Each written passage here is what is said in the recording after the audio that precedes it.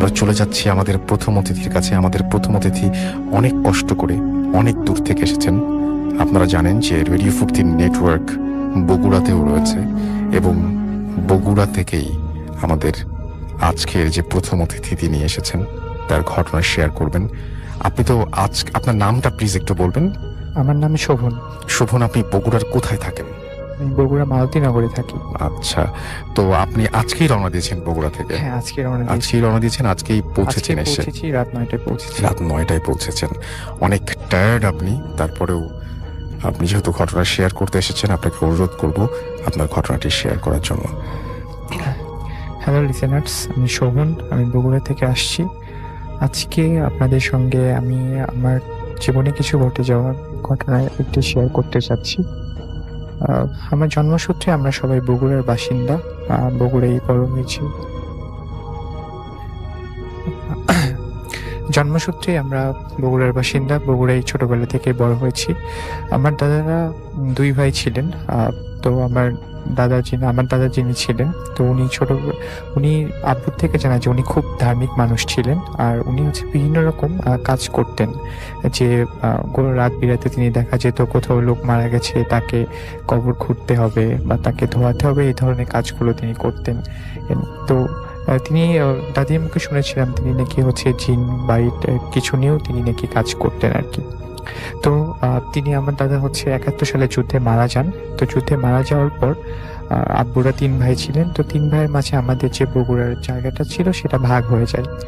তো আব্বু এরপর বিয়ে হওয়ার আগ পর্যন্ত আমার বড় আব্বুর সাথেই ছিলেন। বিয়ে হওয়ার পর আব্বুর ভাগে একদম পরে আমাদের যে জমিগুলো ছিল তার একদম শেষের অংশটা, বলা বাহুল্য যে শেষের অংশটা ছিল, সেই অঞ্চলটা একদম বেশ তেমন ভালো ছিল না আর কি। আর সবচেয়ে বড় কথা যে ওটা ভালো না হওয়ার একটা কারণ ছিল যে ওখানে আমাদের একটু অনেক পুরনো একটা কাঁঠাল গাছ ছিল। সেই কাঁঠাল গাছটা আমি দাদির মুখে শুনতাম যে সেটা নাকি অনেক পুরুষ ধরে সেখানে রয়েছে আর কি। আর ওই জায়গায় এমন এক অবস্থা ছিল যে দিনের বেলায় মানুষ যেত না আর কি, তখনকার সময়েও ওখানে এই অবস্থা ছিল। তো যাই হোক, আব্বু তো সিদ্ধান্ত নিলেন যেহেতু তিনি বিয়ে করছেন তিনি সেখানে মুভ করবেন। তো এরপরে তিনি সেখানে জায়গাটা পরিষ্কার করে তিনি মোটামুটি ওখানে বাড়ি করার একটা প্রোগ্রাম নেন আর কি। তো বাড়ি করতে গিয়ে তো তিনি লক্ষ্য করলেন তো কাঁঠাল গাছটা এত মোটা এত বড় ছিল, একদম বাড়ির প্রান্তে ছিল। তো ওখান থেকে ওটাকে সরানোর চিন্তা ভাবনা করলেন। তো যেদিনই তিনি ওটা সরানোর চিন্তা করলেন, তো আমাদের এলাকায় এক লোক ছিলেন মতি কাকা নামে। তো তিনি ওটাকে গাছ কাটতে যেয়ে তিনি সেই মুহূর্তে প্রথমে বড় ডাল কাটতে যেয়ে তিনি ডাল থেকে পড়ে যান। তো ডাল থেকে পড়ে যাওয়ার পর তো সেদিনকে দেখা যায় যে তো ভয় পেয়ে যান যে কেন এরকম হলো। তো সেদিন রাতে আমার বড় আব্বু স্বপ্ন দেখেন যে তাকে দাদা এসে বলছেন যে এই আমরা যতদিন তোরা বেঁচে আছিস এই গাছটাকে তোরা কখনোই কাটবি না, কাটলে তোদের অমঙ্গল হবে। তো এটা ভাবার পর আমার বড় আব্বু আর চিন্তা ভাবনা করেন যে না, তাহলে এটা কাটা যাবে না, এবং আব্বুকে বলেন তুই যেভাবে পারিস এটাকে রেখে বাড়ি কর। তো আব্বু তখন গাছটাকে আমাদের বাড়ির মধ্যে রেখেই তিনি বাড়িটা করার সিদ্ধান্ত নেন আর কি। ইতিমধ্যে আমি তারপর আম্মুর পেটে চলে আসি আর কি। তো আমি যখন আম্মুর পেটে আসি আমি যখন 3য় মাসে আর কি, আব্বু এখন আবার পুনরায় তিনি একটা স্বপ্ন দেখেন। তিনি যখন তিনি দেখতে পান যে কে যেন তাকে বলতেছে যে আমি তোর প্রিয় জিনিসটা আমাকে দিয়ে দে, তোর প্রিয় জিনিসটা আমাকে দিয়ে দে, এইরকম। তো তিনি টানা 3 দিন একই স্বপ্নটা দেখেন যে একই কথা বলতেছে আর কি। তখন তা আব্বু বিচলিত হয়ে পড়েন।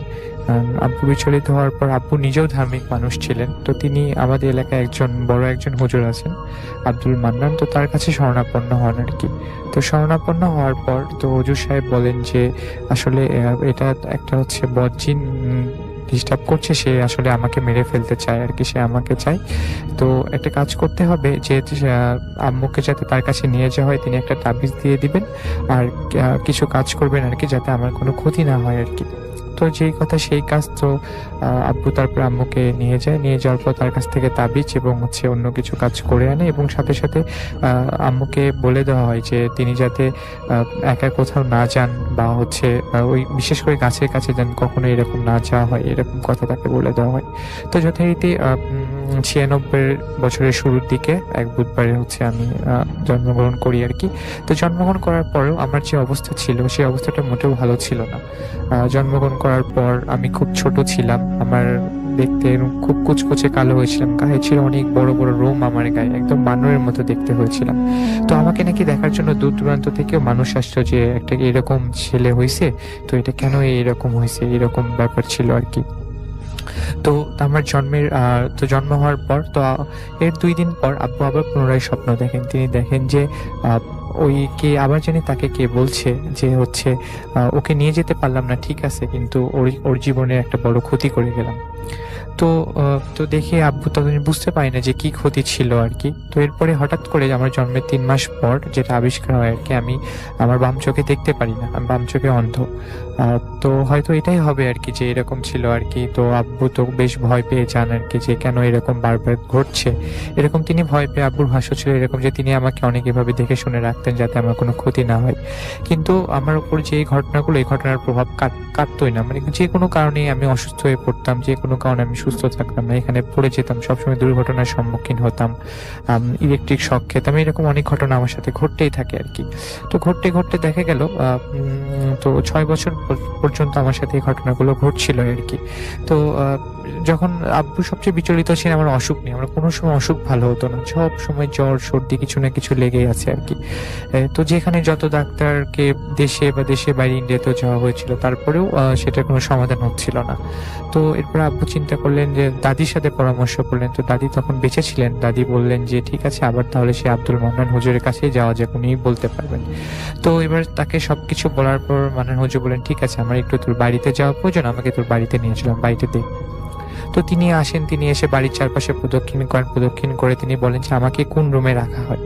তো আমাদের যে বড় বেডরুমটা ছিল ওটাকে আমরা বড় ঘর বলি, তো বলেন যে হচ্ছে এই রুমটাতে ওকে রাখা হয় আর কি। তো তিনি আসেন, একটা হচ্ছে কাগজ নেন, কাগজে জাফরানের কালি এর মতো একদম লাল রঙের একটা কালিতে কি জানি 3টা কথা লেখেন, লিখে তারপর সেটাকে ঘরের সিলিং এর সাথে তিনি টাঙায় দেন। টাঙায় দিয়ে তিনি বলেন এটা দিয়ে গেলাম, এরপরে তোর আর কোনো তোকে নিয়ে কোনো চিন্তা হবে না, তুই ওকে দেখে রাখবি। তো যাই হোক, দেখা গেল যে আশ্চর্যজনক ভাবে এর কিছুদিন পর থেকে আমার জ্বর সেরে গেল, বা আমি এরপরে থেকে আমার কোনো অসুস্থতার শিকার হইনি। তো আব্বু এর মাঝে ভরসা হয়তো পেয়ে গেলেন যে তো এখন হয়তো ওর মাঝে থেকে এই ফাড়াটা কেটে গেছে, তো এখন ওকে হয়তো আলাদা করার সময় চলে আসছে। তো ইতিমধ্যে হচ্ছে আমাকে 8 বছর বয়সে মোটামুটি আমাকে আলাদা করে দেওয়া হলো, আমার জন্য আলাদা বেডরুমের ব্যবস্থা করা হলো। কিন্তু দেখা গেলো আমি যখন ওই ঘর থেকে বেরিয়ে অন্য রুমে বা যেখানে ঘুমাইতেছি, সেই রুমটার কথা বলতে গেলে সেটা আবার হচ্ছে ওই গাছটার বেশ নিকটেই ছিল আর কি। যেহেতু বাসায় আমাদের 3টা রুম ছিল, 3টা বেডরুম, তার মধ্যে ওটা ওখানে ছিল আর কি। তো নেক্সট দেখা গেল যে আমার সাথে সেম ঘটনাগুলো ঘটতো। আমি রাতে প্রচন্ড চিল্লাচিল্লি করতেছি, কিছু দেখে ভয় পাচ্ছি। আমি রাতে স্বপ্ন দেখতেছি যে কেউ আমাকে নিয়ে যেতে চেষ্টা করছে, 2জন ব্যক্তি তুলে নিয়ে যাওয়ার চেষ্টা করছে, বারবার একই কাজ হচ্ছে। তো এটা যাওয়ার পর তো এভাবে চলতে পারে না আর কি। তো এর কিছুদিন পর তো আব্বুর সিদ্ধান্ত নিলে না থাক, ওকে আর ওখানে রাখতে দেওয়া সম্ভব না, ও আমার সাথেই থাকবে আর কি। তো এইভাবে তিনি আবার নিয়ে গেলেন। তো আমি আব্বু আম্মুর সঙ্গে পর্যন্ত 11 বছর পর্যন্ত একই সাথে ছিলাম। যতদিন ওই রুমে ছিলাম ততদিন আর আমার জন্য কোনো ঝামেলা হয় নাই। তো এইভাবে কাটতে কাটতে তখন চিন্তা করলাম যে না, ওটা মনে হয় কোনো ঘটনা ছিল, সময়ের সাথে সাথে সবকিছু চেঞ্জ হয়ে গেছে, এখন বড় হয়েছে, এখন তো আর ওকে আলাদা করে আবার দেওয়া দরকার। তো আমি আবার নেক্সট আবার সেম চেঞ্জ করলাম আর কি, চেঞ্জ করে আবার চলে গেলাম। তো চলে যাওয়ার পর এবার চেঞ্জ করার পর আমার সাথে আর কোনো ঘটনা ঘটলো না। এভাবে আরো 2টা বছর কেটে গেল। তখন আমার 13 বছর বয়স, আমি তখন সম্ভবত ক্লাস 6-এ পড়ি আর কি। তো আব্বু হচ্ছে পোস্ট অফিসে সরকারি চাকরি করতেন, তিনি তখন ট্রেনিং এর কাজে নৌকা চলে গিয়েছিলেন। তো নৌকা চলে যাওয়ার পর সেই সময় আমার ছোট খালামণির একটা বেবি হওয়ার কথা, তিনি অসুস্থ ছিলেন। তো সেখানে হচ্ছে তাকে সেখানে নিয়ে যাওয়া হয়েছিল। তখন ফোন আসলো তখন, তো আম্মু চিন্তা করলেন যে চলে যাবেন আর কি। সে আর আমার এর মধ্যে হচ্ছে আমার বোন হয়েছিল, ছোট বোন ঋতু ছিল। তো তাকে নিয়ে আম্মু এক রাতে হচ্ছে চলে গেলেন আর কি সেই সময়। তো যেহেতু আমাদের বাসার সবার একই সাথে একান্নবর্তী পরিবারের মতোই আমরা, তো আমার বড় জ্যাঠাতো বোনকে বলে বিথি আপুকে বলে গেলেন যে ওকে একটু দেখে রাখিস, ওকে রাতে খাওয়াই টাওয়াই ঘুমাই দিস আর কি, আর ওর কালকে স্কুলে যেতে হবে না, ও থাকবে না।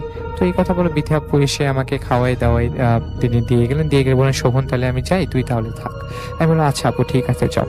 তো তারপরে তিনি হচ্ছে বাইরে থেকে তালা দিয়ে গেলেন, আর আমি আমার ঘরের দরজা অফ করি, শুয়ে টিভি দেখছিলাম। টিভি দেখতে দেখতে তো যখন ঘুম পেলো বেডরুমে এসে, তখন ঘুমাই গেলাম। ঠিক খেয়াল নেই 10:30 কি 11টা নাগাদ হবে আর কি। তো এরকম তো ঘুমাইছি কিছুক্ষণ পর, হয়তো কিছুটা তন্দ্রাচ্ছন্ন রয়েছে আর কি। এরপরে কিছুক্ষণ পর ঠিক কখন হবে খেয়াল নেই, 1টা হতে পারে 1:30টাও হতে পারে, আমি খেয়াল করলাম যে কিছু একটা আমাকে খুব জানি কেন ঠান্ডা লাগতেছে। আমি ভাবছি এখন এত গরমের দিন, এত তো ঠান্ডা লাগার তো কোনো কারণ নেই, তো কেন আমাকে ঠান্ডা লাগছে। তো উঠলাম, উঠে দেখি এখন দরজাটা খোলা। আমি বললাম, কি ব্যাপার, আমি তো দরজা লাগাই ঘুমালাম, তাহলে দরজা খুললো কেমনে? তো ভাবলাম হয়তো কোনো কারণে মিস হয়েছে, তো এই জন্য হবে আর কি। তো বলে রাখা ভালো, আমি সে সময় আমি ছোট ছিলাম, রুমে একা ছিলাম, আমি লাইট দিয়ে ঘুমাইতাম, একা ঘুমাইতে পারতাম না আমি কখনো। তো লাইট দিয়ে ঘুমাইতাম। তো হঠাৎ করে দপ করে দেখা গেল যে টিউব লাইট ছিল, তখন টিউব লাইটটা দপ করে নিভে গেল। তো নিভে যাওয়ার পর আমি ভাবতেছি, তখন দেখি বাইরের আলো ঠিকই জ্বলছে, কিন্তু ঘরের আলোটা, আমি তার কারেন্ট গেল কি? কারেন্ট তো যাওয়ার কথা না, বাইরের আলো তো জ্বলছে। এরপরে খেয়াল হলো, এরপরে দেখছি যে না, ঘরের ঠান্ডার ক্রমান্বয়ে বাড়তেছে এবং ঘর অনেক শীতল থেকে শীতল হচ্ছে আর কি। শীতল হতে হতে হঠাৎ করে দরজাটা আরো জোরে খুলে গিয়ে দপ করে কিছু একটা ঠান্ডা বাতাসের মধ্যে আমার রুমে ঢুকলো। রুমে ঢুকে এক প্রান্ত থেকে সেটা ধীরে ধীরে একটা ছায়ার আকারে রূপ নিতে থাকলো। ছায়ার আকারে রূপ নিতে নিতে ঠিক ছায়ার নীলচে আভার মতো ছিল জিনিসটা দেখতে, খুব ছোট ছিল এবং সেটা সব পুরো রুমটাকে প্রদক্ষিণ করতেছিল ঘরে। কিন্তু ওই আমার বেডটা ছিল একদম এক প্রান্তে, সেই বেডের প্রান্তে এসে থেমে যাচ্ছিল, আবার যাচ্ছিল। এভাবে যেতে যেতে সেটা ধীরে ধীরে অনেক বড় আকার হয়ে গেল আর কি। তো বড় আকার হয়ে তখন ধীরে ধীরে অদ্ভুত একটা আকৃতির রূপ নিল। উনার পুরোটা হয়তো দেখা যাচ্ছিল না, পুরোটা দেখা যাচ্ছে না, অর্ধেকের মতো দেখা যাচ্ছিল আর কি। আর মুখটাও খুব একটা বোঝা যাচ্ছিল না, মুখটা কেমন একটা যেন সামনে চুল দিয়ে ঢাকা, এরকম কিছু একটা ছিল। তো প্রচন্ড এখন কি জানি বলছে আমার দিকে তাকায় আর কি। তো আমি শুধু সম্মোহিতর মতো ওই দিকে তাকাইছিলাম, আমি যে সেই অবস্থায় কিছু করব এমন কিছু আমার খেয়াল ছিল না। তো তাকায় সে কি করে আর কি। তো হঠাৎ তো মনে হচ্ছে তার কণ্ঠে যে সে প্রচন্ড আক্রোশ দেখাচ্ছে আমাদের উপরে, যে আমার উপরে, যে কেন এরকম করছে আর কি। তো আমি দেখে হঠাৎ করে সে কি করলো, হঠাৎ করে সে আমার দিকে আগায় এসে আমার একদম বেডের কাছে এসে থামলো। থেমে তার হাতটা বের করে আমার দিকে আনার চেষ্টা করলো আর কি। আমি যতদূর মনে আছে, আমি একটু দেখেছি হাতের নখগুলো অনেক বড় বড় ছিল, হাতগুলোতে অনেক বেশ বড় বড় কিছু লোম ছিল আর কি। এটা দেখার পরে সাথে সাথে আমি সেটাতে তখন অজ্ঞান হয়ে যায় আর কি আমার। আর তারপরে আর সেই সময় আর কিছু খেয়াল ছিল না আর কি। তো বলা ভালো ঘটনাটা এখানেই শেষ হতে পারতো আর কি সেদিন রাতেই, কিন্তু সেদিন রাতে এটা শেষ হয়নি। এরপরে রাতে আবার অন্য কোনো সময় আমি আবার নিজে জায়গা পেয়েছি, আবার কেন জানি না সেদিন জায়গা পেয়ে গিয়েছিলাম। জায়গা পেয়ে এরপরে আমি যখন চেষ্টা করি, জি বলেন। তখন জায়গা পেয়ে আমি আবার সামনের দিকে তাকাই, দেখি যে হচ্ছে এবার ঠিক ওই রকম নীলচে আবরণ, এবার একটা বড় হচ্ছে বেশ তুষার শুভ্র একজন বৃদ্ধের মতো মানুষ দাঁড়ায় আছেন, প্রায় সিলিং পর্যন্ত লম্বা। তিনি আমার দিকে তাকায় আছেন। তিনি আমার দিকে তাকায় বলছেন যে শোভন তুই, এবার তিনি স্পষ্ট বাংলায় বলছেন, শোভন তুই চিন্তা করিস না, আমি যতদিন আছি তোকে ওরা কেউ কোনো ক্ষতি করতে পারবে না। তো এতটুকু কথা শুনেছিলাম। এতটুকু কথা শোনার পর আমার আর কোনো, এরপর সেকেন্ড টাইম সেদিন আমি সেন্সলেস হয়ে যাই। তো এরপর থেকে আমার সাথে আরো অনেক প্যারানর্মাল ক্রমান্বয়ে ঘটনা শুরু হয় আর কি। এটা ছিল তার শুরু আর কি। এরপর থেকে আমার কাছে এই ঘটনাগুলো অনবরত ঘটতেই থাকছে। তো এই তো রাসেল ভাই, ছিল আমার ফার্স্ট ঘটনা। থ্যাংক ইউ সো মাচ আপনার ঘটনার জন্য, আপনাকে অনেক ধন্যবাদ। আমরা আমাদের দ্বিতীয় অতিথির কাছে আমরা যাব এবং তিনিও অনেক বাধা অতিক্রম করে আজকে আমাদের এখানে এসে পৌঁছেছেন এবং আজকে আসার কথা ছিল না, তারপরেও অনেক কষ্ট করে তিনি এসেছেন। শেষ মুহূর্তে অনেক ঝামেলা এড়িয়ে তারপরে তিনি এখানে এসে উপস্থিত হচ্ছেন, সেজন্য তাকে ধন্যবাদ জানাচ্ছি। এবং তার বেশ কিছু সমস্যা রয়েছে, সেই সমস্যাগুলোরও সমাধান আল্লাহর কাছে কামনা করছি এবং চলে যাচ্ছি তার কাছে, তার ঘটনায়। আপনার নামটা প্লিজ একটু বলবেন, তারপর আপনি কোথা থেকে এসেছেন সেটা বলবেন, তারপর আপনার ঘটনায় যাবে। হ্যালো, আসসালামু আলাইকুম রাসেল ভাই। আমি ফারহান, উত্তরা থেকে এসেছি। আসলে রাসেল ভাই, আজকে তো আমার আসার কথা ছিল না, এমনিতে আমার ওয়াইফ সিক, আর তার উপরে আসার সময় আমার ওয়াইফ আমাকে মোবাইল করে বলে যে আমার ছোট্ট বাবুটা নাকি খাট থেকে গড়িয়ে পড়েছে। সো ডিয়ার লিসনার, আপনারা প্লিজ সবাই আমাদের জন্য দোয়া করুন। আচ্ছা, আমি তো সরাসরি আপনার ঘটনাটা চলে যাই। তো ঘটনাটা ঘটেছিল 1973-তে, আর যার সাথে ঘটেছিল ওনার নাম ছিল আব্দুল মান্নান। তো উনি এখন বর্তমানে উনি রিক্সা চালক, ঢাকাতে বসবাস করেন। সো যখন ঘটনাটা ঘটে তখন ওনাদের ধান কাটার সময় ছিল। তো আব্দুল মান্নান বেসিক্যালি উনি তখন খুব ইয়াং ছিলেন, আনুমানিক 21-22 বছর ধরো। ফ্যামিলিগত সবাই ওনারা চাষাবাদ উপর নির্ভর করতেন। তো এক দুপুরে উনি যখন চাষ করছিলেন, তো অন্যান্য চাষিরা ওনাদের ধানি জমির আশেপাশে চাষ করছিল। তো এক সময় দুপুরবেলা যখন চাষাবাদ থেকে বিরতি নিয়ে যে যার মতো চলে গেল খাওয়া দাওয়ার জন্য বা রেস্ট নেওয়ার জন্য, তখন আব্দুল মান্নান সাহেব তখন এই চাষ করছিলেন গরু এবং লাঙ্গল দিয়া। তো এক সময় লাঙ্গলে খুঁচা লেগে তো জমিন থেকে একটা থলি মতো কিছু বের হয়ে গেল। সো উনি ওটা হাতে তুলে নিলেন। তারপর উনি পাশে একটা জমিতে গিয়ে বসে এটাকে পরীক্ষা করতে লাগলেন। তো এক সময় দেখলেন কি ওটার ভিতরে কিছু শ্যামলে কিছু টাকা, যেটা দুর্লভ বা কিছু মুদ্রা ধরনের কিছু ছিল। সো উনি তাড়াতাড়ি এটাকে নিয়ে ওখান থেকে প্রস্থান করতে লাগলো। তখনই একটা বৃদ্ধ লোক কোথায় থেকে চলে আসলো।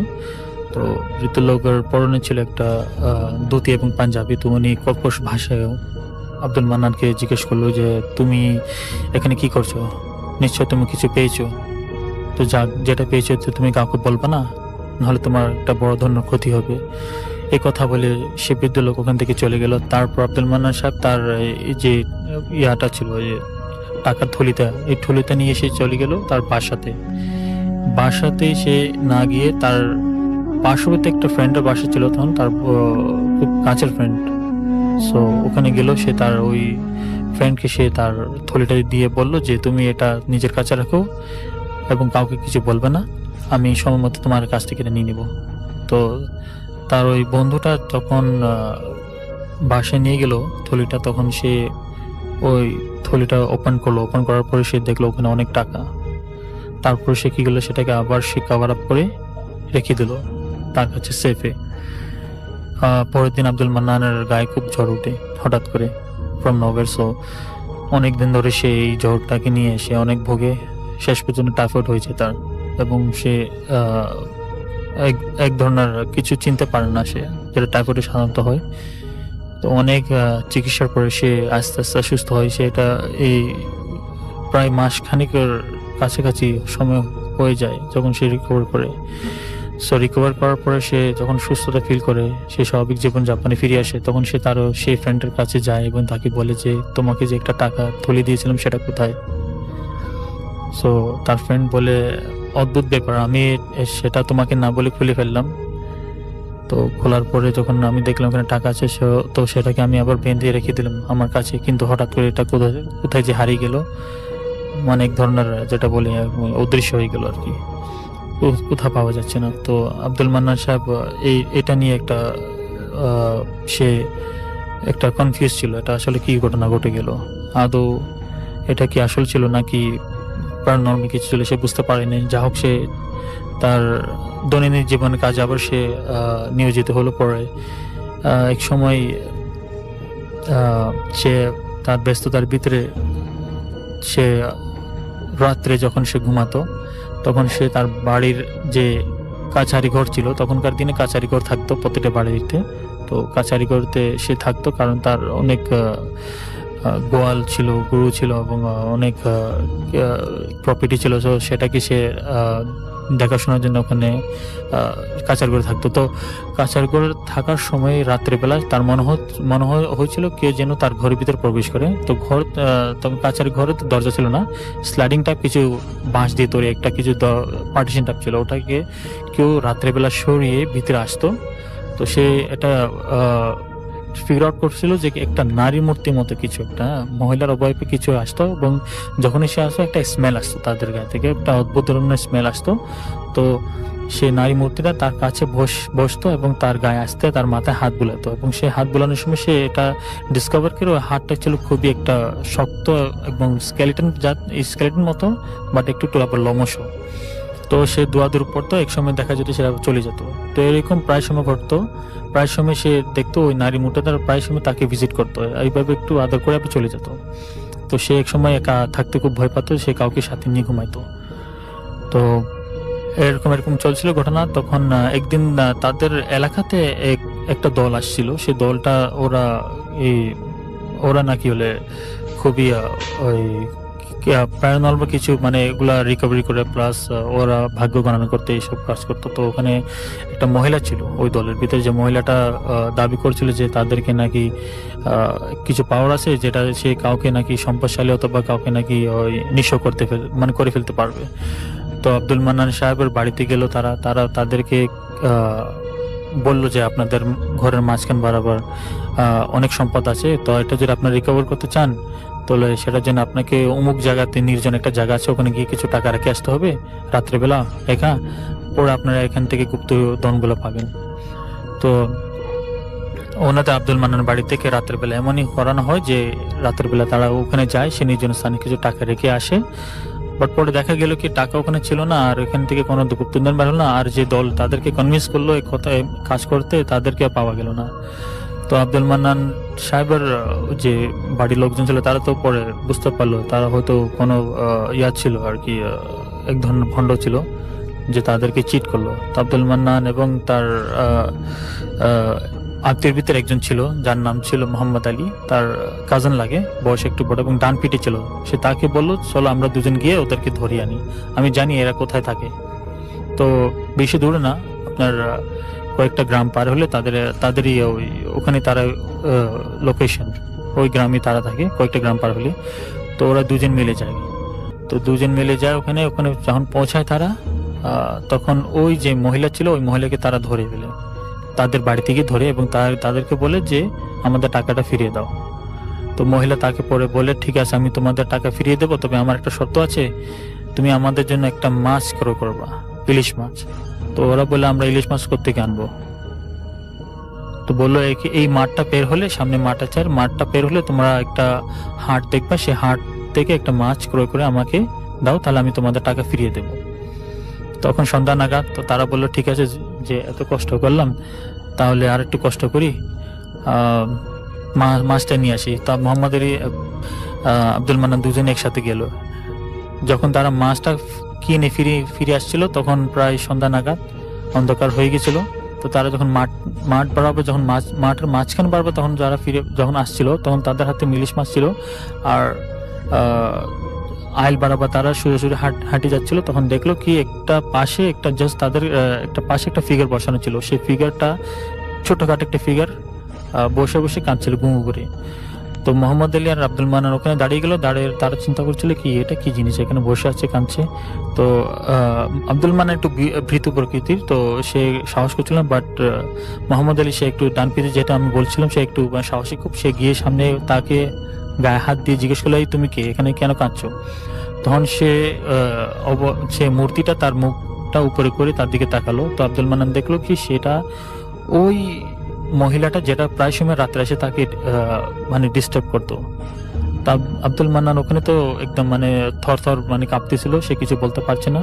আর ওদিকে ওই নারী মূর্তিটা তার অবস্থান থেকে লাফ দিয়ে মোহাম্মদ আলীকে ধরে ফেললো, ধরিয়ে তাদের ভিতরে একটা ধস্তাধস্তির মতো শুরু হয়ে গেল।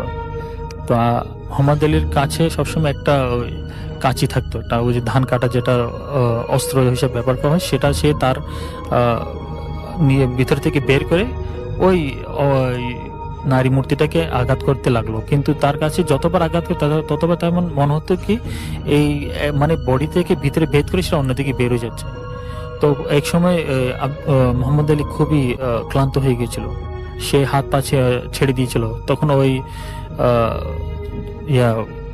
নারী মূর্তিটা তার মোহাম্মদ আলীর পাটা ধরে তাকে হেঁচড়ে টেনে নিচ্ছিল দূরে কোথাও।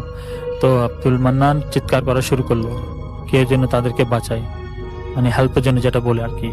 তখন দেখা গেল কয়েকজন লোক আসলো ওখানে, হাতে লন্ঠন নিয়ে তাড়াতাড়ি আসলো। তো আসিরে তারা দেখলো যে আব্দুল মান্নান ওখানে দাঁড়িয়ে কাঁদছিল, আর মোহাম্মদ আলী ওখানে মানে খুবই লাইক সেন্সলেস ভাবে পড়েছিল ওখানে।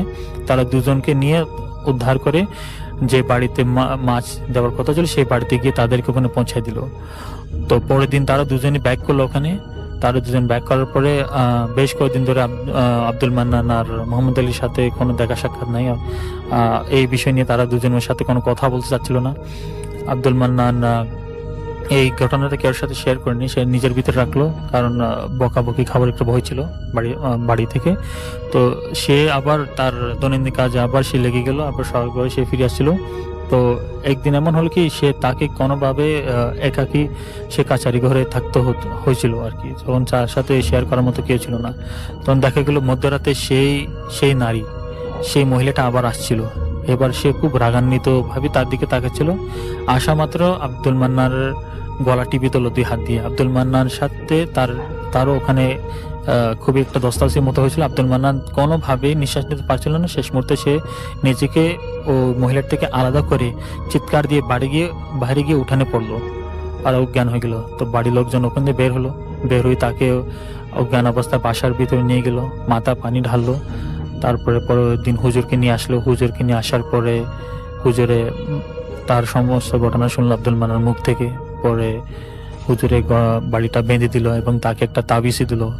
তো অবশ্যই এই তাবিজটার পরিধান করার পরে আব্দুল মান্নান তেমন কোনোদিন ওই মহিলাকে আর দেখিনি। বাট স্টিল আব্দুল মান্নান বলে আমি মাঝে মাঝে ওই বৃদ্ধ লোকটাকে দেখি, যে আমাকে প্রথম দিনে দেখা দিয়েছিল, এবং আজ পর্যন্ত সে আমাকে দেখে ইশারায় কিছু বলতে চায়, বাট আমি তার কথা বুঝতে পারি না, এবং সে দূরত্ব রেখে ইশারা তাকে কিছু আঙ্গুল দিয়ে বোঝাতে চায়।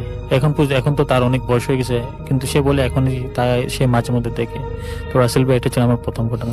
Thank you so much. আপনার ঘটনার জন্য আপনাকে অনেক ধন্যবাদ, এবং আশা করছি যে এই ঘটনাটি আপনাদের অনেক ভালো লেগেছে। আমরা চলে যাব আমাদের পরবর্তী অতিথির কাছে, এবং পরবর্তী অতিথি কোথা থেকে এসছেন এবং তার নাম জেনে নেব, এবং তারপরে তার ঘটনা যাব আমরা। আশা করছি যে তার ঘটনাটি আপনাদের ভালো লাগবে। চলুন শুনে আসি আমাদের তৃতীয় অতিথির প্রথম ঘটনা। হ্যালো রাসেল ভাই, আসসালামু আলাইকুম। আমার নাম রিয়াজ, আমি চট্টগ্রাম থেকে আসছি। তো আপনাকে অনেক ধন্যবাদ আমাকে সিলেক্ট করার জন্য, এবং আমার বন্ধু বাবুকে অনেক ধন্যবাদ, যার কারণে আজকে আপনার সামনে উপস্থাপিত হইতে পারছি।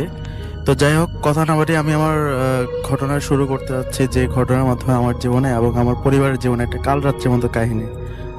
তো আমার পরিবারের মধ্যে আমি, বাবা এবং আমার বড় ভাই এবং আমি 4 জনের একটা ফ্যামিলি ছিল। তো যার কারণে আমরা চট্টগ্রামে ছিলাম, পোর্ট এরিয়াতে। তো সেই জায়গায় আমার বাবার যে পোর্ট অফিসার্স যে কোয়ার্টার ছিল, সেই জায়গায় আমাদের বাসা ছিল। তো সেখান থেকেই আমাদের মানে প্রথম কাহিনী। তো সেখানে থাকা 2011 সালে যখন আমরা সেখানে যাই, বাসা নেই, সেখান থেকে মানে মেইন কাহিনীটা শুরু। তো আমার বাবাকে একদিন আমার সেজো চাচা ফোন করে বলে যে বাড়িতে জমি ভাগ হবে, তো আপনাকে আসতে হবে। তো আমার বাবা যখন বাড়িতে গেল, যাওয়ার পর যখন জমি ভাগাভাগি হচ্ছে, তখন আমার সেজো চাচাকে নিয়ে মানে চাচার সাথে আমার বাবার একটা দ্বন্দ্ব লেগে যায় জমি সংক্রান্ত বিষয় নিয়ে। কিন্তু সেই দ্বন্দ্বটা যে আমার মানে ফ্যামিলির উপর একটা অঘটন হবে, সেটা মানে আমরা বুঝতে পারি নাই। তো আমার বাবা আসলো, আসার পর কয়েক মাস গেল। যাওয়ার পর আমার বড় ভাই অগ্রণী ব্যাংকের সিনিয়র অফিসার হিসেবে চাকরি পেল। তো তাকে চাকরির জন্য কুমিল্লা রাজগঞ্জে পোস্টিং করা হলো। তো কুমিল্লায় আমার বড় জ্যাঠা ছিল, বড় জ্যাঠার বাসা। তো সে জায়গায় মানে বড় জ্যাঠার বাসায় থাকতে হবে, অন্য কোনো বাসায় সেটেল হওয়া যাবে না। যার কারণে ভাইয়ার চিন্তা ভাবনা ছিল যে জ্যাঠার বাসা থেকে কয়েকদিন অফিস করবে, তারপরে না হয় বাসা ঠিক করে নেবে। তো প্রথম দিন গেল, তার পরের দিন মানে জয়েনিং, তো প্রস্তুতি নিচ্ছে, সবকিছু ঠিকঠাক। তো পরের দিন যখন জয়েন করলো, জয়েনিং এর পর ভাইয়া যখন অফিস থেকে জ্যাঠার বাসায় যায়, যাওয়ার পর নর্মালি সব ঠিকঠাক। তো রাতের বেলা যখন ভাত খাওয়ার পর ভাইয়া যখন মশারি খাটিয়ে বিছানার মধ্যে শুয়ে পড়ে, তো প্রায় 12টা 12:30 পর হঠাৎ করে ভাইয়া খেয়াল করে যে মানে রুমের চারপাশ দিয়ে মানে কে জানি নুপুর পায়ে হাঁটতেছে, ছাদের মধ্যে নুপুরের আওয়াজ, ঝুনঝুন ঝুনঝুন। তো ভাইয়া জিনিসটা মানে খেয়াল করলো না, মনে করলো যে সারাদিন জার্নি করলাম, তো যার কারণে মাথায় মানে সেন্সে কাজ করতেছে না যে এগুলা মানে কি হতে পারে। তো পরবর্তীতে ভাইয়া মানে আর ওইটা মাথায় নেয়, কিন্তু যখন দেখলো যে জানালার পাশ দিয়ে মানে অট্ট হাসি হেসে যাচ্ছে, দৌড়াচ্ছে, নুপুরের আওয়াজ, তো ভাইয়া তখন একটু ঘাবড়ে গেল, কি ব্যাপার, এতক্ষণ শুনি নুপুরের আওয়াজ, এখন শুনি আবার আওয়াজ, মানে অট্ট হাসি, কান্না। তো পরবর্তী ভাইয়া একটু লাইটটা অন করলো, অন করার পর দেখলো যে আসলে কোনো কিছুই না, সবকিছু ঠিক আছে। তো পরবর্তী ভাইয়া মানে আবার লাইট অফ করলো, শুয়ে পড়লো। তো শোয়ার পর তার 15-20 মিনিট পর ভাইয়া দেখলো কি যে মশারি টানলে যেরকম বিছনার মানে খাট নাড়ার একটা ইয়া থাকে, তো সে অবস্থা ভাইয়া দেখলো কি যে মশারি কে জানি টানতেছে। তো ভাইয়া যখন চোখটা খোলার পর দেখে কি যে মানে বিশাল বড় একটা মানুষ ঘরের মধ্যে, এত বড় একটা মানুষ কিভাবে ঢুকলো। তো ভাইয়া তখন মানে তাকিয়ে রইলো, তাকিয়ে থাকার পর ওই লোকটা নাকি তখন একটা সালাম দিল। সালাম দেওয়ার পর ভাইয়া মানে ভয়ে তখন উঠেই মানে লাইটের সুইচটা কাছাকাছি ছিল, যার কারণে সুইচটা যখন অন করলো তখন দেখলো কি লোকটা নাই। তো ভাইয়া মানে চিন্তা করলো কি ব্যাপার, এরকম কেন হচ্ছে, আজকে সারাদিন ভালো কাটলো, রাতের বেলা হঠাৎ করে কেন মানে এইসব কাহিনী দেখতেছে। তো ভাইয়া মানে তখন মানে সূরা কালাম পরে মানে একটু শুয়ে পড়লে, একটু ভয় পাইছে স্বাভাবিক। তো পরবর্তী শুইলো, তার কিছুক্ষণ পর ভাইয়া দেখলো কি মানে মশারির উপর দিয়ে মানে আবার মশারি টানাটানি। তো ভাইয়া একটু চোখ খোলার পর দেখে কি যে কালো একটা অবয়ব মশারির উপর দিয়ে মানে শুয়ে আছে, ভাইয়ের দিকে তাকায় আছে, এবং চোখগুলো নাকি সবুজ সবুজ। অথচ আমরা শুনতাম যে কালো কালো লাল লাল মানে সাদা সাদা থাকে, কিন্তু সে জায়গায় ভাইয়া দেখলো যে মানে সবুজ সবুজ। তো ভাইয়া পরবর্তীতে মানে একটু ঘাবড়ে গেলে, এত বড় একটা কালো জন্তুর মতো সে তাকায় আছে, মানে একটা ভয়ঙ্কর দৃষ্টিতে তাকায় আছে। তো ভাইয়া ওই অবস্থায় মানে আবার লাইট অন করার পর দেখলো কি যে টোটালি কোনো কিছু নাই, কোনো শব্দ নাই, কোনো কিছু নাই। তো কিছুক্ষণ ভাইয়া চিন্তা করলো যে এই কেন অবস্থা হচ্ছে। তো পরবর্তীতে ভাইয়া মানে ওই রাতটা মানে না ঘুমিয়ে কাটিয়ে দিল। পরের দিন সকালবেলা যখন আমার জ্যাঠাকে জিজ্ঞেস করলো, জ্যাঠা এরকম এরকম কাহিনী, কালকে রাতে আমার সাথে এরকম ঘটনা হইলো। তো জ্যাঠা বললো যে তুমি সারাদিন হয়তো মানে জার্নি টার্নি করছো, যার কারণে তোমার সাথে এরকম কাহিনী হচ্ছে। তো পরবর্তী আমরা তো চিটাং থেকে ভাইয়া কুমিল্লায়, তো বৃহস্পতিবার ভাইয়া মানে চাকরি করার পর শুক্র শনি বন্ধ থাকে। তো ভাইয়া মানে বৃহস্পতিবার চলে আসলো চিটাগাং আমাদের সাথে দেখা করার জন্য। পরবর্তী বৃহস্পতিবার গেল রাতের বেলা। তো রাতের বেলা যাওয়ার পর শুক্রবার রাতের বেলা হঠাৎ করে ভাইয়া শুনতেছে যে ছাদের মধ্যে, আমাদের তো দুইটা বেলকনি, ছোট একটা বেলকনি, বড় একটা বেলকনি। তো বড় বেলকনির মধ্যে দেখলো কি ভাইয়া মানে ঘুমের মধ্যে দেখতেছে কে জানি বড় বেলকনির মধ্যে জোড়ায় মানে নুপুর পায়ে দৌড়ায় যাচ্ছে। তো ভাইয়া তখন মানে একটু মানে বুঝতে পারলো না যে কি হচ্ছে, এই ঘরের মধ্যে এই কাহিনী। তো ছোট যে বেলকনি ছিল, তো সেই বেলকনির পাশে দেখতেছে যে মানে একটা মানে সুবাস ছড়ানো, তো একটা গন্ধ ভাইয়া মানে নাকে পাচ্ছে। তো জিনিসটা ভাইয়া মানে বুঝতে পারলো না যে সে যে ঘুমায় আছে বা ঘুমের বারে সে দেখতেছে এত কিছু। তো সে একটু উঠলো, উঠার পর সে মানে তখন পর্যন্ত খেয়াল করলো বলে যে ছাদের মধ্যে বলে কে দৌড়ায় যাচ্ছে, নুপুরের আওয়াজ ঝনঝন ঝনঝন। তো রুমের আমাদের সামনের রুম যেটা, তো সেখানে দেখতেছে কে জানি টেবিল নাড়াচ্ছে। তো ভাইয়া মানে একটু ভয় পেলো, কিভাবে কুমিল্লাও এরকম কাহিনী, চিটাঙ্গা বাসায় এসেও এরকম কাহিনী। তো পরবর্তী আমি ভাইয়ার সাথে ছোটবেলা থেকে শুই, তো যার কারণে ভাইয়ার পাশে আমি যখন ছিলাম তখন রাতের 2:30 কি 2:45 এরকম একটা সময়ে তখন ভাইয়া আমাকে ডাকতেছে, রিয়াজ এরকম করে ডাকতেছে। ডাকার পর আমি যখন উঠার পর বলতেছে, আচ্ছা কোনো নুপুরে আবার শুনছোস, কেউ দৌড়ায় গেছে এটা শুনছোস? তো আমি বলছি না ভাইয়া, এরকম কেন শুনবো, তুমি কি আমাকে ভয় দেখাচ্ছ? বলতেছেন আচ্ছা ঠিক আছে তুই শুয়ে পড়। পরে শুইলাম, শোয়ার পর পরের দিন সকালবেলা যখন ভাইয়াকে জিজ্ঞাসা করলাম কি তোমার এরকম কেন মনে হচ্ছে, তো পরবর্তীতে মানে গতকাল মানে রাত পর্যন্ত যাওয়া হয়েছে সব আমাকে বলার পর আমি মানে অতটা ভয় পাই নাই, কারণ এগুলো বিশ্বাসযোগ্য না শিক্ষিত সমাজে। তারপর মানে বিশ্বাস করতে হয়, যাদের সাথে ঘটনা ঘটে তারা অবশ্যই বিশ্বাসযোগ্য হয়। তো পরবর্তীতে কয়েকদিন গেল, শনিবার ভাইয়া যখন মানে যাবে রাতের ট্রেনে কুমিল্লায়, তো ভাইয়া দেখলো একটু ঘুমানোর মধ্যে দেখলো কি যে ঝনঝন ঝনঝন করে আওয়াজ, সেই নুপুরের আওয়াজ, সেই মানে মানে স্বপ্নের মধ্যে দেখতেছে, কিন্তু কানে শুনতেছে নুপুরের আওয়াজ। তো স্বপ্নের মধ্যে দেখতেছে সাদা কাপড় পরা মানে অনেকগুলা মানুষ মানে দৌড়ে যাচ্ছে, তাকে ধরার জন্য চাচ্ছে কিন্তু ধরতে পারতেছে না, সে দৌড়াচ্ছে, তার পিছনে দৌড়াচ্ছে, এরকম একটা কাহিনী। তো পরবর্তী ভাইয়া মানে উঠার পরে যখন কুমিল্লায় চলে গেল, তার পরের দিনগুলো প্রায় এরকম নাকি 3-4 দিন গেছে, তার সাথে কোনো কাহিনী হয়নি। হঠাৎ একদিন রাতের বেলা আয়শা, তো ভাইয়া এরকম ঘুমাচ্ছে রাতের বেলা, তো আয়শা তখন বলতেছে, আমার জেঠি আম্মা তখন বলতেছে যে রুমে তুমি তাড়াতাড়ি ঘুমায় পড়ো, তোমার কালকে তো সকালবেলা উঠতে হবে। তো ভাইয়া রাতের বেলা ঘুমায় পড়লো। ঘুমার পর তার নাকি 2:30 থেকে 3টার মধ্যে কল করে, মানে হঠাৎ করে দেখলো যে আবার সেই নুপুরে আওয়াজ, মানে ছাদের মধ্যে ঝুনঝুন যেন অট্ট হাসি হাসতেছে, মানে কি সুন্দর সুন্দর করে বলে হাসতেছে। তারপরে সে দেখতেছে যে সে যখন মানে চোখটা মেললো, দেখতেছে কি সুন্দর মানে কতগুলো মেয়ে মানে হেঁটে যাচ্ছে, মানে ঘরের পাশ দিয়ে হেঁটে যাচ্ছে, অট্ট হাসিতে হাসতেছে, নুপুরের ঝনঝন শব্দ। তো পরবর্তী সে মানে একটু ভয় পেল। ওই দিনও সে এমন ঘাবড়াইলো যে ওই দিন রাত্রেবেলা সে লাইট আর অফ করলো না, লাইট অন করে সে রাত কাটালো। তো এরকম 4-5 দিন 6 দিন 7 দিন গেল, যাওয়ার পর পরবর্তীতে মানে সে আস্তে আস্তে অসুস্থ হয়ে যাচ্ছে, জ্বরে আক্রান্ত হয়েছে। পরবর্তীতে চিটাং আসলো, আসার পর ডাক্তার দেখাইলো। তো ডাক্তার পরীক্ষা নিরীক্ষা করে বললো যে তার কিডনি 2টা নষ্ট হয়ে গেছে। তো আমরা সবাই হতবাক যে একটা সুস্থ মানুষ কিভাবে অসুস্থ এরকম হয়। তো পরবর্তী ডাক্তার দেখালো, দেখার পর আমরা ঢাকায় সেটেল করলাম যে কেউ কোন ডাক্তারের কাছে দেখানো যায়। তো দেখানোর পর ডাক্তার মানে কিডনি পরীক্ষা করছে, করার পর কিডনি স্থানান্তর করছে, সবকিছু ঠিকঠাক। কিডনি একটা হসপিটাল ঢাকার যে কোনো একটা জায়গায়। তো তখন যখন মারা যাবে তার 10-15 দিন আগে আমরা তখন ঢাকায়, আমার ভাইয়া মানে 6 মাস ধরে ঢাকায় চিকিৎসা করতেছে। তো মারা যাওয়ার 10-15 দিন আগে আমি আর আমার বাবা ঢাকায় আসলাম। আসার পর তো ভাইয়ার পরীক্ষা নিরীক্ষা করতে সবকিছু করতেছে। তো পরবর্তীতে ভাইয়া একদিন আম্মাকে বলতেছে যে আম্মা, আমার সাথে এরকম এরকম কাহিনী ঘটতেছে, আমি বুঝতেছি না কি হচ্ছে। তো এই জিনিসটা আমার ফ্যামিলিও কানে নেয় নেই যে স্বাভাবিক অসুস্থ, তার মাথায় মানে সমস্যা দেখা দিচ্ছে। তো ওই হসপিটাল যখন ভাইয়াকে সেটেল করা হলো, ওই দিনের থেকে কাহিনী শুরু। সকালবেলা পুরোপুরি ঠিকঠাক, কোনো সমস্যা নেই। দুপুরবেলা ঠিক আজানের আগে দিয়ে ভাইয়া যখন বিছনায় ছিল, হঠাৎ করে সে বলতেছে যে বাইরে কে জানে নক করতেছে, দরজা খুলো। তো সুন্দর মতো আমার ভাবি দরজাটা খুললো, দেখলো যে কেউ নেই। তো পরে বলতেছে যে তোমরা একটা কাজ করো, আমার সাথে একজন লোক দেখা করতে আসছে, তোমরা একটু বাইরে যাও। তো আমরা বলতেছি কি সমস্যা, কে আসছে, কই আমরা তো কাউকে দেখতেছি না। বলতে আসছে, জোরাজোরি করে চিল্লাচিল্লি করে বলতেছে তোমরা যাবা কি যাবা না, ও আমার সাথে কথা বলবে। তো আমরা পরবর্তী গেলাম, বের হলাম। এখন একটা কথা হলো যে আমার ভাইয়া যে রুমে মানে যে খাটের মধ্যে শুয়েছিল, দরজা যদি খুলে যে যদি কেউ আসে সেটা তার খেয়াল করার কথা, কিন্তু আমরা বের হয়েছি, বেরোর পর আবার তার সামনে দিয়ে হেঁটে যাচ্ছে, কিন্তু সে খেয়াল করতেছে না।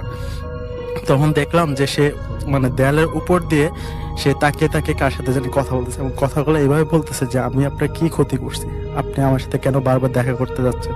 এবং সেই লোকটা নাকি ওই অপর প্রান্ত থেকে বলতেছে যে তোমাকে না মারলে আমাকে বাঁচতে দেবে না, তাই যে আমাকে বাঁচতে দেবে না তার টার্গেট হচ্ছে তোমাকে বাঁচতে দেবে না। এখন সেই জায়গায় হয় তুমি মরবা, নাহলে আমি মরবো। সেই জায়গায় ভাইয়া মানে বলতেছে যে আপনি আমাকে মারবেন ভালো কথা, কিন্তু আমি তো আপনার কোনো ক্ষতি করিনি, যে লোকটা মারতে চায় তারও কোনো ক্ষতি করিনি। তো বলছে সেটা আমার দেখার বিষয় না, আমাকে বলছে তোমাকে মারার জন্য, না হলে আমাকে মেরে ফেলবে।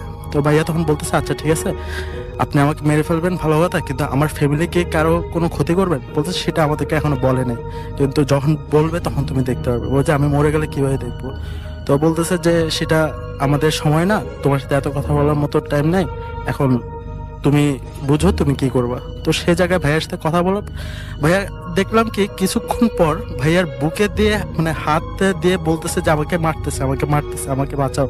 আমার বুকের উপর পাড়া দিচ্ছে, 2 পা দিয়ে বলে পাড়া দিচ্ছে, এবং ভাইয়া চিল্লাইতেছে যে কি হচ্ছে, আমাকে মারতেছে, আমাকে মারতেছে। তো ওই মুহূর্তে মানে আমরা মানে চিৎকার চেঁচামেচি, ডাক্তারকে ডাকতেছে, ডাক্তার মানে কোনো ইয়ে নাই, ভাইয়া চিল্লাচ্ছে, বলতেছে আমাকে পাড়া দিয়ে মেরে ফেলতেছে। তো ওই অবস্থায় ডাক্তার আসছে, আসার পর মানে যখন মানুষ অনেক জড়াজড়ি হয়েছে, তখন দেখলাম কি যে ভাই আস্তে করে একটু ঠিক হলো। তখন বললো কি ডাক্তার সামনে তার বলে নাই, পরে যখন ডাক্তার চেক আপ করলো বললো যে সবকিছু ঠিক আছে, কোনো সমস্যা নেই। তো পরবর্তীতে ভাইয়াকে ওই দিন রাতের বেলা আরেকটা কাহিনী হয়েছে। তো কাহিনীটা হওয়ার আগে ভাইয়াকে মানে জিজ্ঞাসা করছিলাম যে ভাইয়া কি সমস্যা, কি হয়েছিল? বলে যে আমাকে একটা লোক মারতে আসছে, বলছে যে আমাকে না মারলে তার শান্তি হবে না, তাকে মেরে ফেলবে। তো সেই জায়গায় সে আমার বুকের ওপর পাঁজর দিয়ে 2 পা দিয়ে আমার বুকের ওপর লাফাচ্ছে এবং পা দিয়ে পাড়া দিচ্ছে। তো সে জায়গায় আমরাও মানে ওই দিনও আমরা বুঝতে পারিনি যে কাহিনী কিছু হচ্ছে। তো সে জায়গায় রাতের বেলা হঠাৎ করে যখন ঘুমিয়ে পড়লাম 11:30-12টার মধ্যে, তো তখন হঠাৎ করে ভাইয়া বলতেছে যে দরজার মধ্যে কে জানি নাড়াচ্ছে, হয়তো আবার দেখা করতে আসছে, দরজাটা খুলো। তো আমি মানে চিন্তা করলাম যে সকালবেলা একটা কথা বললো, রাতের বেলা কি দেখি কাহিনী কি। তো পরবর্তী আমি দরজাটা খুললাম, খোলার পর দেখলাম কেউ নাই, কোনো কিচ্ছু নেই, বাইরে বের হয়েও দেখলাম কেউ নাই। রাতে আবার ঢুকলাম, ঢুকার পর যখন দরজা বন্ধ করলাম ভাইয়া বলছে কি রে আসছে, ওই যে না কই কেউ তো নাই, তো বলতেছে যে আচ্ছা ঠিক আছে। পরে তার 5-10 মিনিট পর আবার নাকি করার আসছে, ওই যে এবার আসছে দরজা খুল দরজা খুল। পরে দরজাটা খুললাম, খোলার পর বলতেছে যে আসছে, আমি বলতেছি কই কেউ তো নেই। যাই হোক ওই দিন রাতের বেলা ভাইয়া বলতেছে যে যতই কিছুই হোক আমাদের ওরা বাঁচতে দেবে না। তো পরবর্তী রাতটা পার হইলো, কোনো রকম আমরা ওই দিন ঘুমাইলাম না। তো সকালবেলা ওঠার পর ভাইয়ার মানে ব্লাডিং শুরু হয়েছে। তো ব্লাডিং শুরুর আগে ডাক্তার বলতেছিল যে ওর রক্ত দরকার, শরীরের মধ্যে রক্ত নাই। তো ব্লাডিং তখন পর্যন্ত শুরু হয় নাই। তো আমি তখন রক্ত দিলাম ভাইয়ার জন্য। তো এক হাতে রক্ত আর এক হাতে স্যালাইন। তো রক্ত যখন দিতেছে তখন ভাইয়ার দেখলাম কি যে চোখ দিয়ে ফার্স্টে রক্ত বেরোচ্ছে। তো আমরা একটু হতবাক হয়ে গেলাম, কি রে ভাইয়া হঠাৎ করে কেন এরকম হচ্ছে। তো ভাইয়া বলতেছে যে আমার বুকের উপর পাড়া দিচ্ছে, আমি কথা বলতে পারতেছি না, আমার খুব কষ্ট হচ্ছে, আমাকে কেউ বাঁচাও। তো ভাবি তখন মাথায় হাত দিয়ে বলতেছে কেন তোমার এরকম কেন হচ্ছে, এরকম কেন মনে হচ্ছে। বলতে আমি বলতে পারবো না, কেউ একজন আমার ক্ষতি করতে হচ্ছে, আমাকে মেরে ফেলতে চাচ্ছে। তো ওই মুহূর্তে দেখলাম কি ভাইয়ার চোখ দিয়ে, নাক দিয়ে, মুখ দিয়ে, কান দিয়ে মানে রক্ত পড়তেছে তো পড়তেছে। তো ওই অবস্থায় আবার আমরা ভয় পেয়ে গেলাম। ভয় পাওয়া যাওয়ার পর তো পরবর্তীতে আবার ডাক্তারকে ডাকাডাকি চিৎকার চেঁচামেচি। তো ভাইয়া দেখলো কি আমরা তো রক্ত দেখতেছি, কিন্তু ভাইয়া দেখলো কি তার মানে পানি পড়তেছে, তার চোখ দিয়ে পানি পড়তেছে, কান দিয়ে, নাক দিয়ে, সে দেখতেছে পানি, কিন্তু আমরা দেখতেছি রক্ত। তো ভাইয়া বলতেছে টিস্যু দে, পানি পড়তেছে। আমার যে পানি না রক্ত পড়তেছে। তো বলতেছে যে না রক্ত না।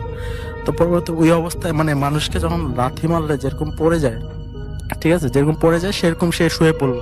তো ওই অবস্থায় তাকে লাথি মারা হলো এবং বুকের ওপর খুব জোরে জোরে পরে মানে পাড়া দিচ্ছে। তো সে আবার চিল্লাচিল্লি করলো। পরবর্তীতে মানে মাথায় কিছু ঢুকতেছে না তখন আমাদের যে কি হবে না হবে। তো পরবর্তীতে আমরা মানে ডাক্তার কাললাম। ডাক্তার যখন দেখলো যে সিরিয়াসলি রক্ত মানে ব্লাডিং হচ্ছে, তো ওই অবস্থায় মানে ওখান থেকে আমরা মানে আরেকটা হসপিটালে গেলাম, আইসিইউতে। তো আইসিইউতে যাওয়ার পর তো ডাক্তার বলছে ঠিক আছে আইসিইউতে থাকো, কয়েকদিন অবজারভেশন করি। তো পরবর্তীতে ওই দিন রাতের বেলা হঠাৎ করে ভাইয়া আমাকে মানে লাস্ট যেদিন ভাইয়ের সাথে কথা হয়েছিল ওই দিন রাতের বেলা ভাইয়া বলতেছে যে আমাকে মারার জন্য একজন আসছে, তো তাকে তুই চিনোস কেন। তো ঢুকে দেখেছে কেউ নাই। সে বলতেছে এই যে লোকটা সামনে দাঁড়ায় আছে। আমি বলছি কেউ নেই ভাইয়া। তো বলতেছে যে আচ্ছা ঠিক আছে যা। তো পরবর্তী বলতেছে যে আমার বাপ মাকে দেখিস, আপা আম্মাকে দেখিস, তুই ঠিক মতো চলিস, তবে এতটুকু জান যে আমাকে বাঁচতে দেবে না, আজকে নয় কালকে আমি মরবো। তো তার মানে আমি যখন বের হয়ে গেলাম দেখলাম কি ভাইয়া অনেক ছটফট করতেছে। তার 2 দিন পরে ভাইয়া মারা গেছে। এই হলো রাস্তা। ধন্যবাদ আপনাকে। ঘটনাটি 2013 সালে। আমি যে হোস্টেলে থাকি সেটা কালোর দোকানে। হোস্টেলে কিছু বর্ণনা দিই। হোস্টেলটি 7 তলায় এবং আমি দুর্ভাগ্যবশত বা সৌভাগ্যবশত আমি 7 তলায়, টপ ফ্লোর, এবং আমার পাশেই বিশাল ছাদ। আমার রুমটা ছিল ছাদের পাশেই এবং আমার বেডটাও ছিল জানালার পাশেই। রুমে ছিলাম আমরা 2 জন, আমি আর আমার রুমমেট। আমি একটু ভীত প্রকৃতির মানুষ, আগের থেকেই বলে রাখি। আমাদের বাড়িওয়ালা আঙ্কেল খুব শৌখিন মানুষ। উনি খুব বাগান পছন্দ করেন। আমাদের ছাদটা জুড়ে উনি অনেক গাছ লাগিয়েছেন। তো গাছগুলো যখন আমরা দেখি ভালোই লাগে, কিন্তু রাতে কেন যেন গাছগুলো খুব ভয়ঙ্কর হয়ে ওঠে। আচ্ছা, আমি যখন রাত হয়ে যায় সন্ধ্যার সময় সব জানালা এবং পর্দা সব দিয়ে দিই। সেদিনের ঘটনা যেটা, কিছুই হয়নি। ঘুম থেকে উঠে দেখি ধীরে ধীরে বাতাস। খুব ভয় পেয়ে যাই, কি ব্যাপার, এত বাতাস কেন। সাথে সাথে তাকিয়ে দেখি আমার জানালাটা খোলা, পুরা জানালাটাই খোলা। চিৎকার করে রুমমেটকে ডাকি, ও তখন ঘুমে।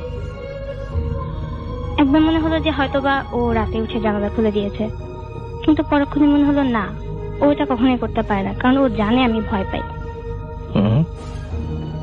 তারপর আমি ভোরেই আমি আমাদের ওখানে যেই বাড়িওয়ালা থাকেন ওনাকে ইনফর্ম করি ব্যাপারটা। উনি আসেন, এসে আমরা ছাদটা খুলে দেয়। আমি ছাদে যাই দেখি আমার সব বই খাতাগুলো ছাদে। আমি বই খাতাগুলো দেখে কেঁদে উঠি, কারণ তার 2 মাস পরে আমার ফার্স্ট প্রফেশনাল এক্সাম। তো তো বাড়িওয়ালা বলে যে হৈমু ভয় পেও না, এটা হয়তো বা কোনো চোর এসেছে। কিন্তু আমার কথা হলো যে 7 তলায় কিভাবে চোর উঠবে? আপনি বলেন। যাই হোক, আমাদের বাড়িওয়ালা অনেক ভালো মানুষ, উনি আমাদের লোকাল গার্জিয়ান, ওখানে হয়তো আমাকে কিছু একটা বুঝিয়ে দিয়েছেন চোরের কাহিনী, কিন্তু আমার মন বলছিল না, এটা চোরের কাহিনী না।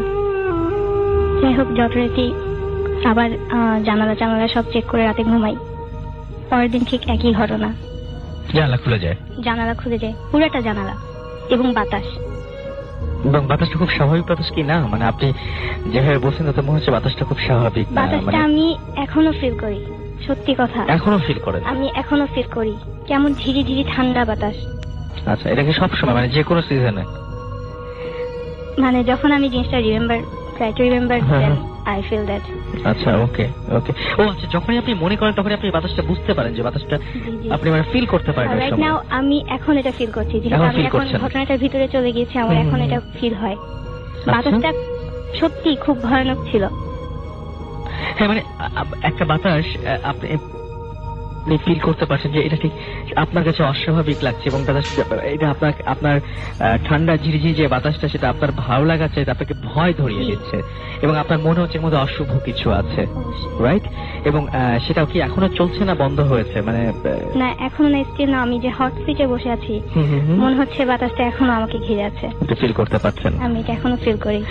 আচ্ছা, কেন এরকম হয়? ওই বাসায় ওখানে কি কোনো ঘটনা আছে বা এরকম কিছু, নাকি এটা ঘটনাটা যেহেতু আমার সাথে ঘটেছে, আমি ভয় পেয়ে আমি এটার উপরে ইনভেস্টিগেশন চালাই, অনেক মানুষকে জিজ্ঞাসা করি। তো আমাকে একজন বলেছে, আমি এখন তার নামটা বলতে পারছি না, না, প্লিজ নাম বলার দরকার নেই। আমাকে বলেছিল যে ওখানে একটা বরফ কল ছিল, জি, যেখানে একজন শ্রমিক মারা গিয়েছে অস্বাভাবিকভাবে, নিশ্চয়ই অস্বাভাবিকভাবেই, এবং তিনি এর বেশি কিছু বলতে পারেনি আমাকে। এবং সেই কারণে আপনি মনে করছেন যে হয়তো আমরা আপনার শুরুতেও ডকুমেন্টারিতে আমরা বলছিলাম যে এই শহরের আনাচে কানাচে হয়তো এই শহরের সৌন্দর্যে বা এই প্রাকৃতিক যে সৌন্দর্য, সেই সৌন্দর্যের প্রেমে পড়ে অনেকেই এই দেশে এই জায়গায় কিন্তু যুগে যুগে বিভিন্ন সময় বিভিন্ন দেশ থেকে বিভিন্ন মানুষ এখানে এসেছেন, এবং আপনারা শুরুতেও শুনেছেন যে মুঘল সাম্রাজ্যটা যেখানে শুরু হয়েছিল সেটা কিভাবে, এবং যাওয়ার সময় হঠাৎ করেই পালকি থেমে বললেন সৈন্যদেরকে যে এখানে তোমরা ক্যাম্প করো, এবং তারপর থেকে শুরু হয়ে গেল মুঘলদের শাসন। সো এই শহরের উপরে অনেকেই বিভিন্ন সময় এসেছেন, এবং বিভিন্ন অনেক অপ্রীতিকর ঘটনা ঘটতেও পারে, এবং অনেকে হয়তো আটকে গেছেন, সেটা সৌন্দর্যের টানেই হোক আর যে কোনো টানেই হোক, হয়তো এই জায়গাটা ছেড়ে যেতে চান না। আপনারা যারা এখন নির্বিঘ্নে ঘুরে বেড়াচ্ছেন, তারা নির্বিঘ্নেই ঘুরে বেড়াবেন, কিন্তু এই শহরের আরো অন্যরকম কিছু গল্প আছে। কিন্তু একটা শহরে শুধুমাত্র সমুদ্রের সামনে গিয়ে দাঁড়িয়ে সমুদ্রের সৌন্দর্য দেখলে, এবং হোটেলে এসে আমি যদি আবার হোটেলে বসে খাওয়া দাওয়া এবং ঘুম, এর বাইরেও প্রত্যেকটা শহরের অনেক গল্প আছে। যারা এখানে থাকেন, যারা এখানে দীর্ঘ সময় ধরে আছেন, তারা জানেন সে সমস্ত কিছু। আমরা একটু আমাদের SMS পড়ে আসবো, এবং আমাদের SMS এর পরে আমরা চলে যাবো ফেসবুক পোস্টে, এবং তারপরে যাবো একটা বিরতিতে। বিথি আমাদের লিখেছেন 2 বছর পরে তিনি আমাদের শুনছেন, এন্ড থ্যাংক ইউ হুমায়রা, আপনাকে অনেক অনেক অনেক অনেক ধন্যবাদ। ও আচ্ছা, এখনো শেষ হয়নি? আচ্ছা, কি আছে বলেন। এটা কিছুদিন পরে যে কাহিনীটা, যেটা আমাকে এখন আরো বেশি আতঙ্কিত করে। ঘটনাটা হলো, এই ঘটনার পরে আমি ভীষণভাবে ভয় পাই, এবং আমি কোনো তাবিজ কায়তুন এগুলো বিশ্বাস করি না, বাট আমি বাধ্য হয়ে হুজুরকে দেখিয়ে একটা কায়তুন নিই, যাতে আমার ভয় না লাগে। এবং আমাদের মেডিকেলে আমাদের ভিতরের রুমে যারা ছিলেন, যারা ফ্ল্যাটমেট ছিলেন, তাদের পরীক্ষা শেষ হয়ে যাওয়াতে মেডিকেলে যেটা অটো ভ্যাকেশন বলা হয়, অটো ভ্যাকেশনে তারা বাসায় চলে যায়, এবং আমরা যেহেতু ভয় পেয়েছিলাম, আমি এবং আমার রুমমেট আমরা ভিতরের রুমে চলে আসি। আচ্ছা, কিছুদিন ভিতরের রুমে ছিলাম। ঘটনার পরে এই যে ঘটনাটা এখন বলছি, এটা আমরা ঘুম থেকে উঠি, দুজনই একসাথে ঘুম থেকে উঠে দেখি যে ওয়ালে কিছু পায়ের ছাপ, এবং সেটা একদম আমাদের মাথার সামনে, আমরা যেখানে মাথা রেখে ঘুমাই সেটার উপরে কিছু পায়ের ছাপ, এবং কিছু পায়ের ছাপ যেটা মাথার উপর থেকে একদম সিলিং এ চলে গিয়েছে। আচ্ছা, আর একটি মাত্র হাতের ছাপ। এতগুলো পায়ের ছাপের মধ্যে একটি মাত্র হাতের ছাপ। পুরো ব্যাপারটা এরকম বোঝা যাচ্ছে যে কেউ একজন হেঁটে উপরে উঠছে, এবং আমরা হাতের ছাপটার সাথে আমাদের ছাপ মিলিয়ে দেখি যে হাতের ছাপটা অনেক ছোট, পায়ের ছাপটা অনেক ছোট, কোনো অ্যাডাল্টের ছাপ না এগুলো। তো ব্যাপারটা ভয় পেয়ে আমরা বাড়িওয়ালাকে ইনফর্ম করি, উনি আবার আসেন যে প্লিজ আসুন দেখে যান, এটা দেখে যাওয়ার মতো একটা জিনিস।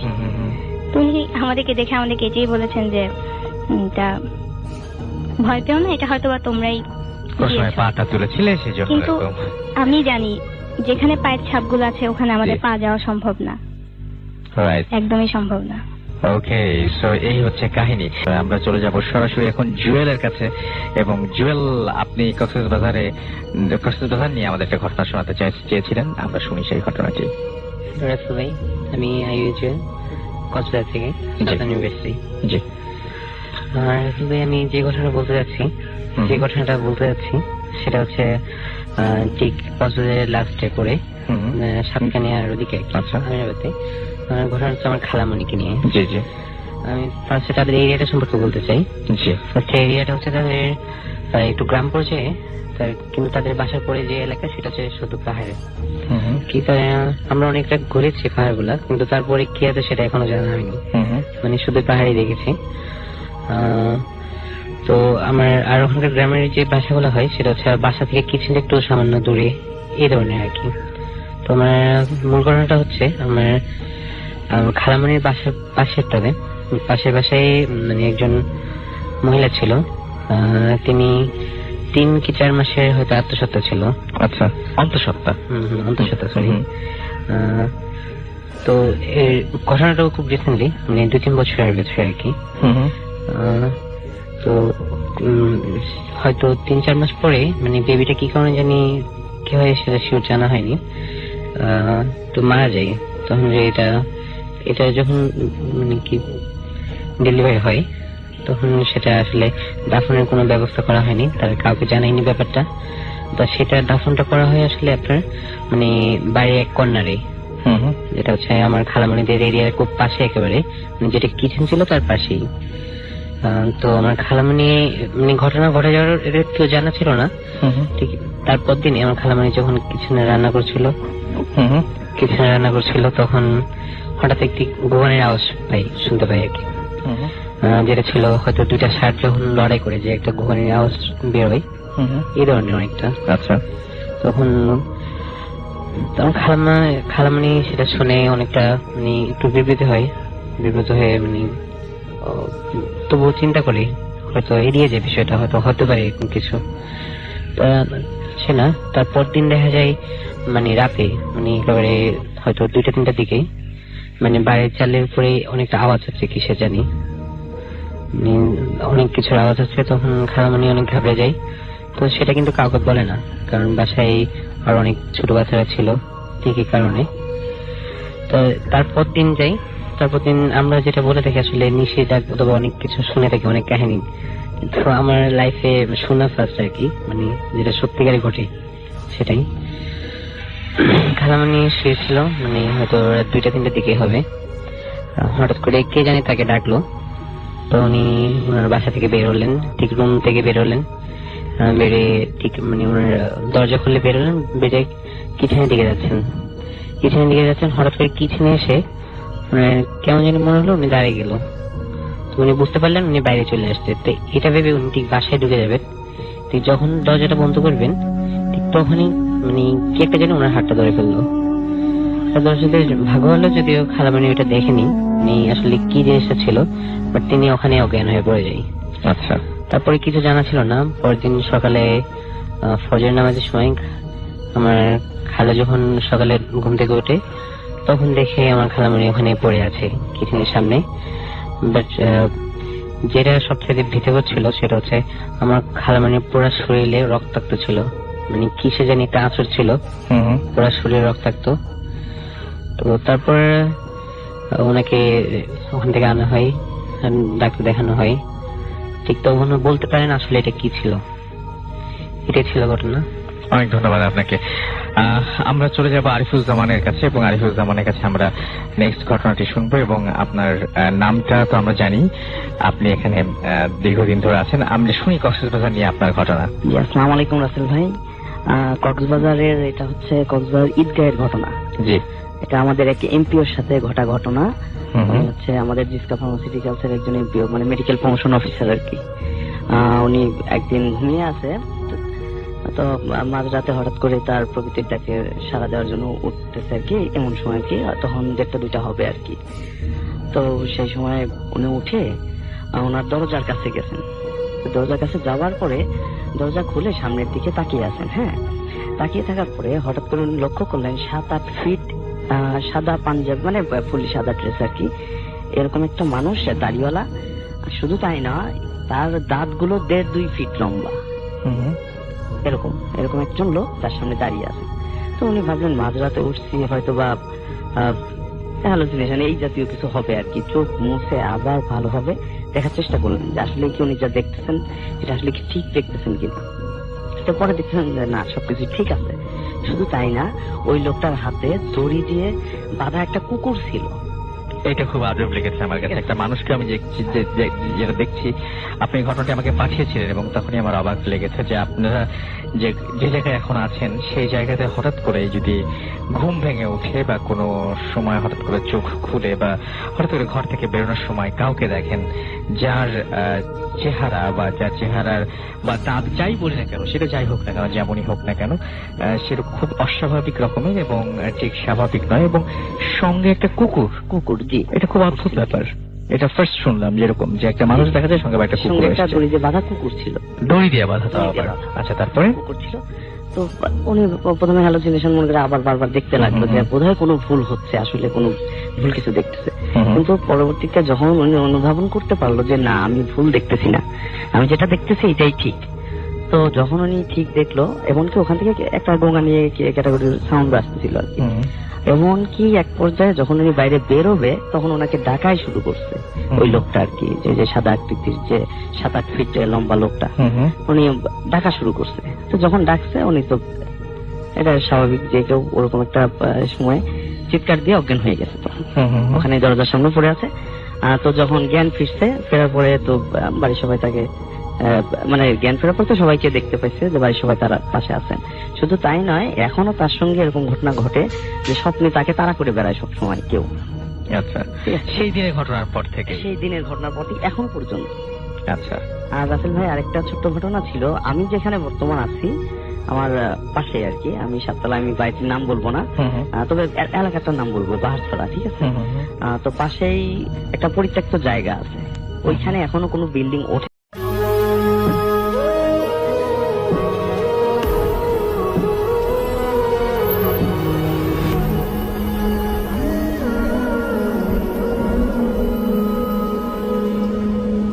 নতুন একটি এপিসোডে সকলকে জানাই শুভেচ্ছা।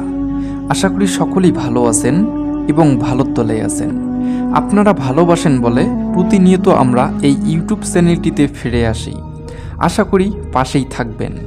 তো সরাসরি চলে যাব ঘটনার মধ্যে, আমাদের প্রথম অতিথির কাছে। আশা করি এই ঘটনাটি সকলের কাছে ভালো লাগবে, সঙ্গেই থাকুন। তো আমার প্রথম ঘটনাটা আমার মেজো ভাইয়ের সাথে ঘটা। আমরা মেজো ভাই গ্রামের বাসায় থাকে, তো উনি ব্যবসা করে আর কি। তো উনি একদিন মানে ধানের ব্যবসা করে, তো একদিন উনি এবং ওনার ফ্রেন্ড দুইজন মিলে আমাদের গ্রাম থেকে বেশ দূরে একটা হাটে গেছে সাইকেল নিয়ে, মানে ব্যবসা করার জন্য। তো ধান বিক্রি করে এসে তারা আস্তে আস্তে অনেক রাত হয়ে গেছে, প্রায় রাত 11টা বেজে গেছে। তো তারপরে যখন রাত 11টা বেজে গেল, তারপরে তারা আস্তে আস্তে যে ঘটনা ঘটতেছে যে আমার ভাইয়ের ফ্রেন্ডের সাইকেলের চেইনটা বারবার পড়ে যাচ্ছে, যে কারণে হচ্ছে কি সে পিছনে পড়তেছে আর আমার ভাইটা একটু সামনে।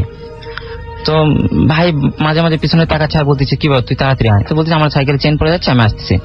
তো এরকম আস্তে আস্তে আমাদের গ্রামে যখন ঢুকবে, তো আমাদের উঁচু একটা রাস্তা আছে, ওখান থেকে মানে গ্রামে যাওয়ার জন্য সরু একটা রাস্তা আছে, সেই সরু রাস্তায় নামতে হবে। তারপরে যখন সরু রাস্তায় সে নামতে যাবে, এই অবস্থায় সে দেখে যে ওখানে সামনে সাইকেলের সামনে মানে একটা বাচ্চা। তখন সে ব্রেক করছে এবং মানে ছোট বাচ্চা, সর্বোচ্চ বয়স 3-4 মাস হবে, এবং সেই বাচ্চাটা ওখানে খুব কান্নাকাটি করতেছে।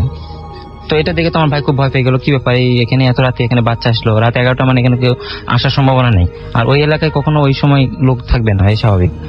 তারপর সে ভয় পেয়ে এখন কি করবে বুঝতেছে না, এই অবস্থায় সে তার ফ্রেন্ডকে ডাকতেছে, কিন্তু ফ্রেন্ড একটু দূরে ছিল। তো তারপরে যখন দেখতেছে বাচ্চাটা উনি কান্নাকাটি করতেছে, তখন সে বললো কি ওই সাইকেলটা ফেলে দিয়ে মানে তার ফ্রেন্ডের দিকে দৌড়ে গেছে আর কি, পিছন দিকে। তো যাওয়ার পরে তাকে বলতেছে, তার ফ্রেন্ডও এদিকে ইতিমধ্যে চলে আসছেন, তো বলতে কি হয়েছে, তো বলতেছে যে এই তো একটা এখানে বাচ্চা দেখলাম। বলছে কই দেখি চল। তো এসে দেখে যে ওখানে কোনো বাচ্চা টাচ্চা কিছু নেই।